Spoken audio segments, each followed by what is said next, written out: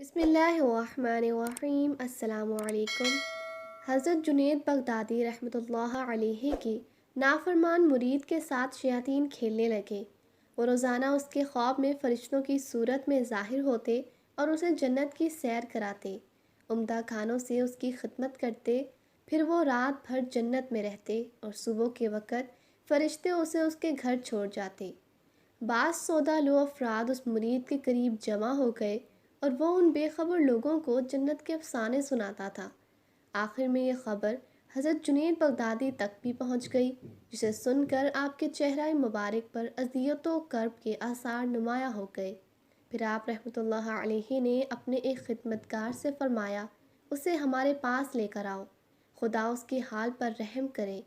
جب حضرت جنید کے غلام نے اسے پیر و مرشد کا پیغام دیا تو وہ پرغرور لہجے میں کہنے لگا، میں خود پیر کامل ہوں، مجھے کہیں جانے کی ضرورت نہیں، جسے آنا ہے وہ خود چلا آئے، میں اسے بھی جنت کی سیر کرا دوں گا۔ حضرت جنید بغدادی نے بڑے صبر و تحمل کے ساتھ اپنے مرید کا جواب سنا، پھر انتہائی درد مندانہ لہجے میں فرمایا، اگر وہ نہیں آتا تو ہم خود چلے جاتے ہیں۔ نادان کو کیا معلوم کہ پیر و مرشد کی ذمہ داریاں کیا ہوتی ہیں، اور جب کسی کا ہاتھ اپنے ہاتھ میں کیا جاتا ہے تو اس کا مفہوم کیا ہوتا ہے۔ اس کے بعد حضرت جنید بغدادی اپنے مرید کے یہاں تشریف لے گئے۔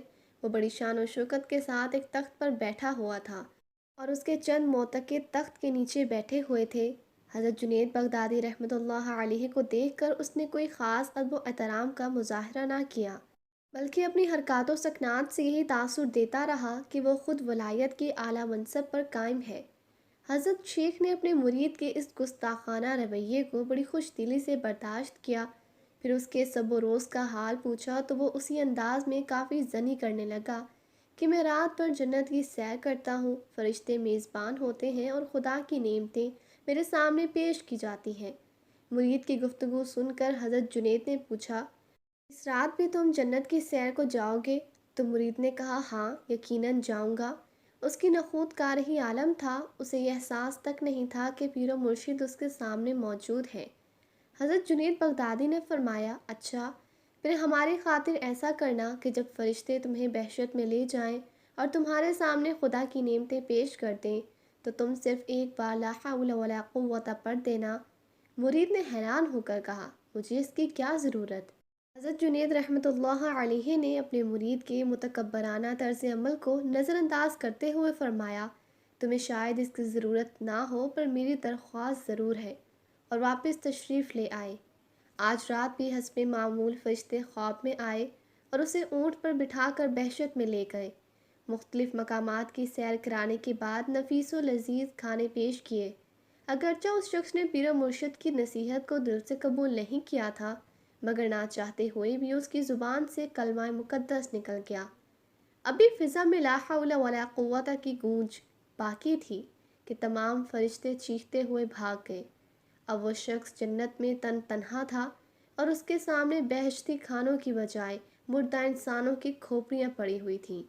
یہ پرہول منظر دیکھ کر حضرت جنید بغدادی کے نافرمان مرید کی آنکھ کھل گئی۔ اس کا پورا جسم خوف و دہشت سے لرز رہا تھا اور وہ جذباتی انداز میں چیخ رہا تھا، فرشتے کہاں ہیں اور میری وہ دل فریب جنت کہاں گئی؟ پھر جب شیطان کا تلسم چاک ہو گیا تو وہ شخص روتا ہوا پیر و مرشد کی خدمت میں حاضر ہوا اور حضرت جنید بغدادی رحمۃ اللہ علیہ کے قدموں سے لپٹ کر عرض کرنے لگا، اگر آپ میری رہنمائی نہ فرماتے تو شیطان مجھے اس وادی ظلمت میں لے جا کر ہلاک کر دیتا۔